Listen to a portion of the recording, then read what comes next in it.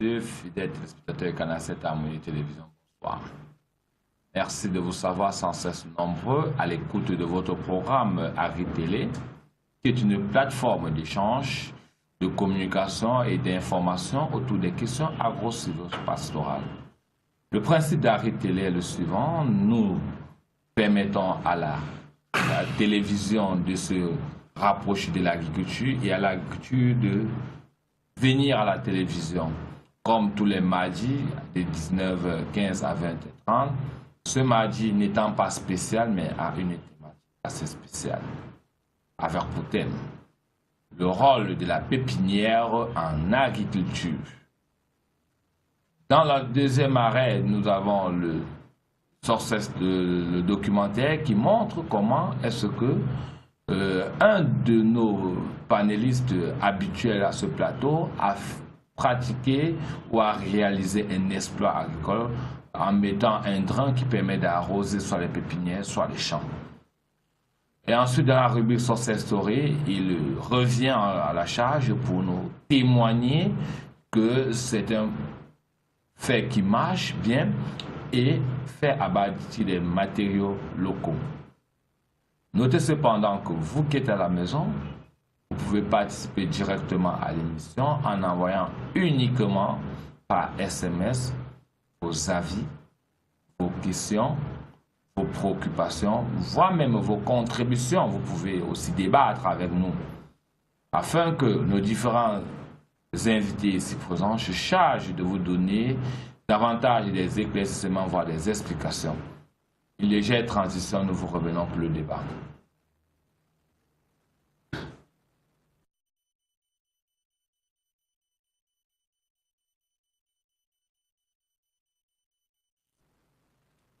Revenus sur le plateau où tous nos invités ont répondu présent, nous avons Lazare Mahana qui a répondu présent. Bonsoir Lazare. Bonsoir Paulin, c'est moi qui vous remercie de l'invitation. Je salue tous vos téléspectateurs. J'espère apporter ma modeste contribution en agriculture. Lazare Mahama est expert agronome. Oui, expert agro-sémencier pour être plus précis. Expert agro-sémencier. La régie peut corriger, si possible, son titre. Expert agro-sémencier. Nous avons Lionel Camagneux qu'on ne présente plus. Bonsoir. Bonsoir, monsieur Paulin Wandia. Bonsoir à tous les téléspectateurs du Canal 7 Harmonie, particulièrement de Agri Télé. En espérant que vous allez passer une très belle soirée, en espérant aussi être à la hauteur de la thématique. Bonsoir. Bonsoir à tous. Ok, nous allons revenir à monsieur Lazare Mahana, qui est expert agro-sémencier. Monsieur Lazare Mahana, qu'est-ce que dans la pépinière, on se jette à la thématique centrale? Disons que pour dire ça simplement à mes termes, la pépinière c'est un espace de terrain où on élève des graines, généralement puisqu'il s'agit de graines, avant de les transférer en champ. Donc, ou alors c'est cet espace qui est destiné à la première croissance des graines. Ok. Et c'est donc quoi? On dit le rôle de la pépinière en agriculture. Et l'agriculture, donc, selon vous? L'agriculture, c'est le fait de transformer les végétaux pour la consommation humaine ou pour l'industrie, terre à terre. Okay. Qui peut concerner, si vous me permettez, la consommation humaine des produits végétaux ou alors des produits des ressources animales. Parce qu'on peut aussi parler en pisciculture, on a aussi des pépinières que d'autres appellent généralement des écloseries. D'accord. Nous revenons à M. Lionel Camagneux pour sa modeste contribution en matière de conception de la pépinière et de l'agriculture. De façon simple, nous pouvons définir la pépinière comme étant un espace de superficie ou un terrain aménagé destiné à la multiplication et à l'élevage des végétaux jusqu'à l'affranchissement ou un repliquage futur. D'accord. Maintenant, monsieur l'expert sémencier, qui peut pratiquer de l'agriculture? Pratiquer l'agriculture est ouvert à tout le monde, le professionnel ou le profane. Si le profane veut pratiquer l'agriculture, il doit se faire accompagner par l'expert ou par le professionnel. Et maintenant la pépinière, parce que la pépinière n'est pas... Est-ce qu'il y a une certaine technique qui doit faire la pépinière? Tout à fait. Là maintenant, revenir à la pépinière, c'est différent de pratiquer l'agriculture. Oui.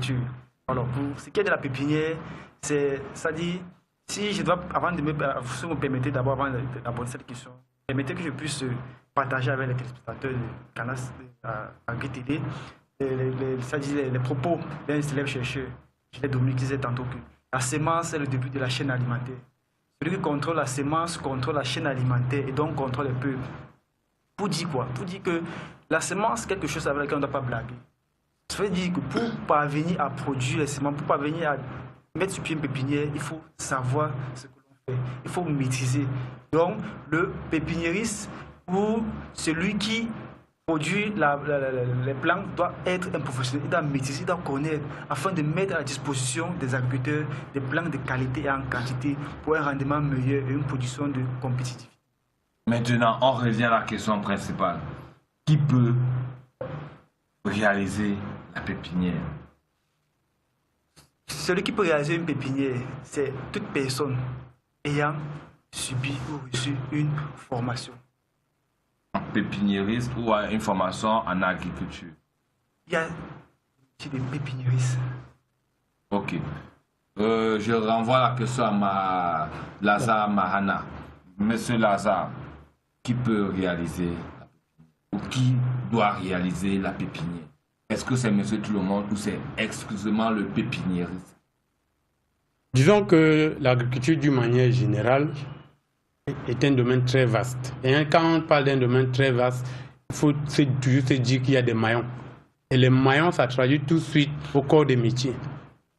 Quand on parle de semenciers, dans le domaine des semences même déjà, on va vous parler des obtenteurs, on va vous parler des maintenanciers, on va vous parler des multiplicateurs. Ainsi, le pépiniériste, c'est celui-là qui a cette technique, qui connaît comme le séjour que devrait passer une graine en pépinière avant d'être transférée en champ. L'agriculteur ordinaire, lui, a besoin du jeune plant, le mettre en champ et puis poursuivre le processus pour avoir son fruit. À mon avis, je dirais donc dans le souci de la professionnalisation, on a besoin d'avoir des pépiniéristes. Parce que je parlais tout aussi des graines. Quand on fait germer des graines, c'est pour que pour une perspective, pour les arbres fruitiers par exemple, on pourra aborder l'aspect de la multiplication végétative. On a le greffage par exemple.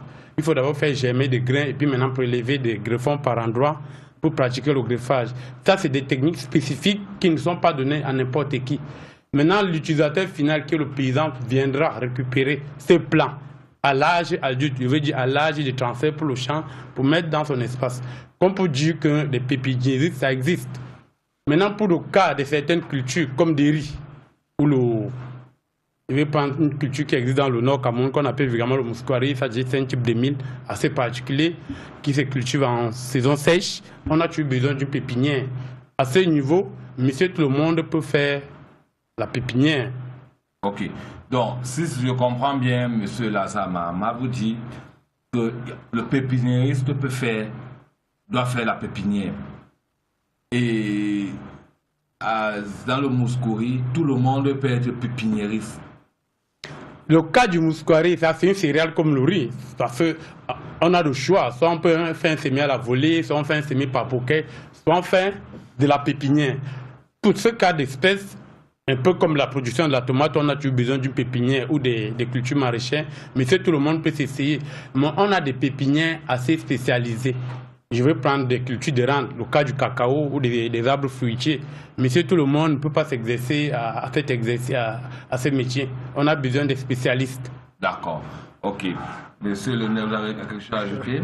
Bon, je tiens déjà, j'apprécie déjà l'intervention du panéliste, mais sauf que j'aimerais un peu attirer l'attention des spectateurs qui nous regardent, pour qu'ils ne doivent pas prêter à confusion à ce que mon compagnon dit tantôt. C'est Lazare Mahana. Lazare Mahana, autant pour moi, a dit que les semences, les pépinières de tomates, mousquari, tout le monde peut se prêter. Moi, personnellement, je ne suis pas d'accord. Pourquoi? Parce que même pour ce qui est de ces spéculations, par exemple, si on prend le cas de la tomate, faire une pépinière c'est vrai, c'est le semis à la volée, mais déjà, parvenir à faire une bonne planche. Nombreux sont ceux qui ne peuvent pas faire une bonne planche pour peut-être prendre les graines.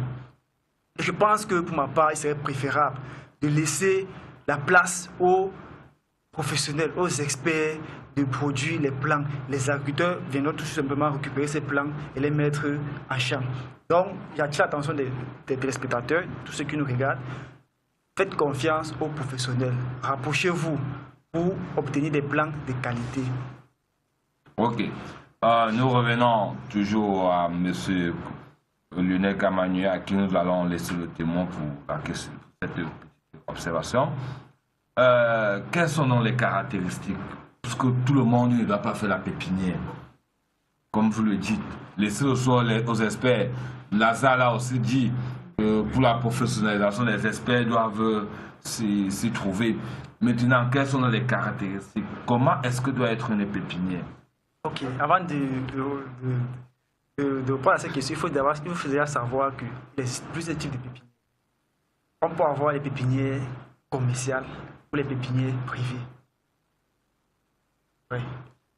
On peut avoir les pépinières naisseurs, on peut avoir les pépinières d'élevage, on peut avoir les pépinières mixtes, on peut avoir les pépinières générales ou les pépinières spécialisées. Quand je parle des pépinières commerciales, ça veut dire que c'est une pépinière dont on a mis sur pied pour la vente du produit final. Une pépinière privée, c'est une pépinière dont on met sur pied pour à la fin utiliser des plants.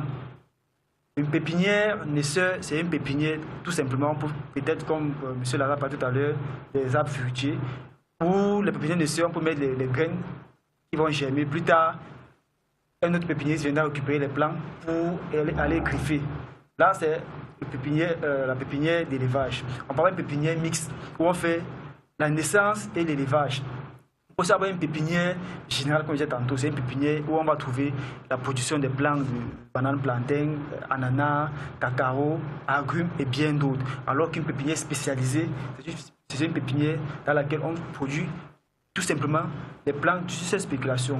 Peut-être cas du cacao, là c'est une pépinière spécialisée. Alors, une fois on a contextualisé tous ces différentes pépinières, là maintenant, les critères de mise en place des exercices vont différer en fonction de ces différents types de pépinières. Donc déjà... Ok, Monsieur Lazare, je vais vous renvoyer au témoin. Puisque vous avez, je ne sais pas si vous avez fini. Non, il fallait 2 minutes pour finir. Merci bien. Alors, je disais tantôt qu'une fois on a mis sur pied, une fois on a déterminé tous ces différents types de pépinières, il faut maintenant savoir que pour la mise sur pied d'une pépinière, il y a des critères primordiaux, de base qu'il faut pour qu'on puisse mettre sur pied une pépinière. Il y a déjà d'abord le choix du site qui est important. Une bonne pépinière doit tenir compte du choix du site. La disponibilité en eau, l'accessibilité doit y être. L'ensoleillement, la clôture, la disponibilité des matières premières pour la confection des germoirs, des ombrières et bien d'autres. Donc, peut-être dans la suite du débat, j'apporterai plus de précisions. Ok, Lazare, vous pouvez compléter les caractéristiques d'une bonne pépinière. Disons que je vais dire ça en mes termes. Et je reviens sur ce que j'ai dit. Il y a des pépinières qui exigent du professionnel, où on a besoin spécifiquement des professionnels à ce niveau. J'ai pris le cas des arbres fruitiers.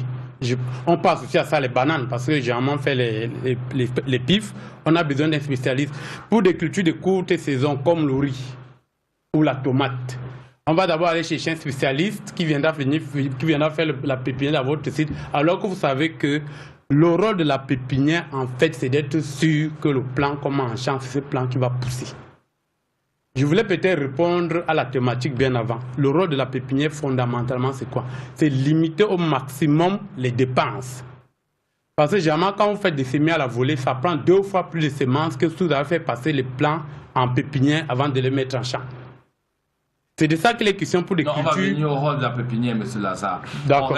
On reste maintenant, les caractéristiques de la être ombragée. Je vais dire ça, mes thèmes. Ouais, allez-y. Les plants de la pépinière ont les mêmes besoins que les plants adultes. La lumière, le soleil et l'eau. Ça, depuis l'école primaire, la plante a besoin de l'air, de la lumière et de l'eau. Maintenant, à cause de la fragilité de la genèse de ces plants, il y a des techniques pour réguler la chaleur et la lumière, mais fondamentalement, on a toujours besoin d'eau. Ça, c'est une chose. L'autre chose, c'est que la pépinière doit être accessible, généralement pas très loin du champ. D'accord. Maintenant, un autre aspect, on a parlé de l'eau, il faut aussi mettre il faut maintenant contrôler l'aspect sanitaire de la pépinière. Bon, maintenant, M. Lazare, je vous amène dans un champ de M. X ou Y. Où vous êtes un spécialiste. Comment vous pouvez reconnaître la pépinière à vue d'œil? Pour reconnaître la pépinière à vue d'œil, il y a d'abord l'âge des plants. À un certain âge, un plant ne devrait plus être en pépinière. Fondamentalement, c'est ça. Maintenant, il y a la concentration des plants par unité de surface. Parce qu'il y a ce qu'on appelle en agriculture la densité. Si la densité est très faible, ça suppose que là, c'est un ostre, comme on dit en anglais, une maternelle. C'est un cafouillage un peu. Après, maintenant, on commence à sélectionner pour les mettre dans les conditions les plus adaptées. Non, c'est un cafouillage dans le champ. Parce que cela n'a pas respecté l'espacement. Je ne qualifie pas ça de pépinière de toutes les façons. Ok. Maintenant, vous avez dit que si, dans un champ, pour organiser la pépinière, il y a encore quels éléments? Et 3 éléments fondamentaux de l'école primaire, l'air, la chaleur et l'humidité. Maintenant, j'ai parlé de l'aspect sanitaire. Être sûr que dès la jeunesse, les semences ne sont pas contaminées et puis le milieu est idem des attaques potentielles, les insectes et les microbes. Donc, si j'entretiens bien mon champ, je suppose que je suis en pépinière, parce qu'il n'y a pas idem de contact de maladies. On suppose qu'on est en pépinière? Non, pas. Généralement, ces éléments sont liés. Un peu comme on dit en agriculture, si on n'a pas suffisamment, si vous me permettez, si on a suffisamment d'engrais, on n'a pas garanti une bonne récolte. Non, je vais vous recentrer avec peu de thèmes, M. Lazare.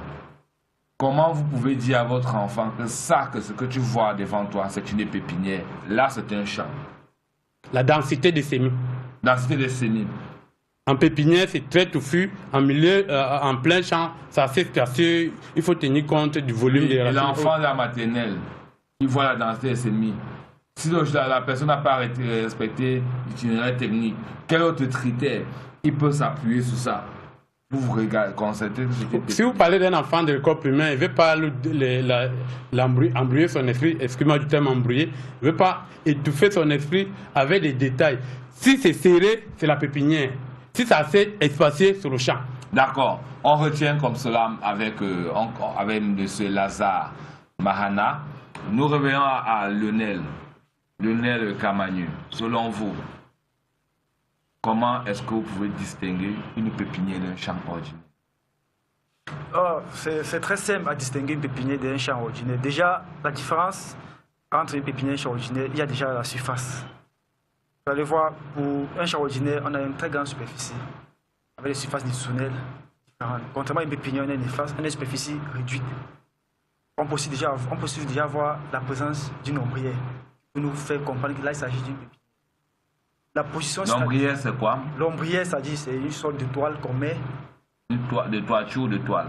De toile. Oui. Qu'on met peut-être avec des pailles, avec des matériaux provisoires, pour limiter comme ça les rayons incidents qui arrivent sur le plan. Oui. Qui peut être présent à un certain stade. Par exemple, on peut peut-être dire les plants, si on prend une pépinière ou on fait des pépinières de tomates, à un certain stade, on va mettre une ombrière, à un certain stade, on enlève. Pour permettre à ce que le plant puisse déjà en pépinière s'acclimater ou s'adapter à un certain rayon de soleil avant la transplantation. Donc déjà à distance, il y a la surface, il y a l'ombrière qui peut me renseigner que voilà, c'est une pépinière. Il y a aussi la position de la pépinière qui me renseigne que voilà, là c'est une pépinière. Donc c'est un peu comme ça les critères phares qui peuvent directement renseigner sur la présence d'une pépinière dans une plantation. Ok, j'en renchéris toujours dans une autre question.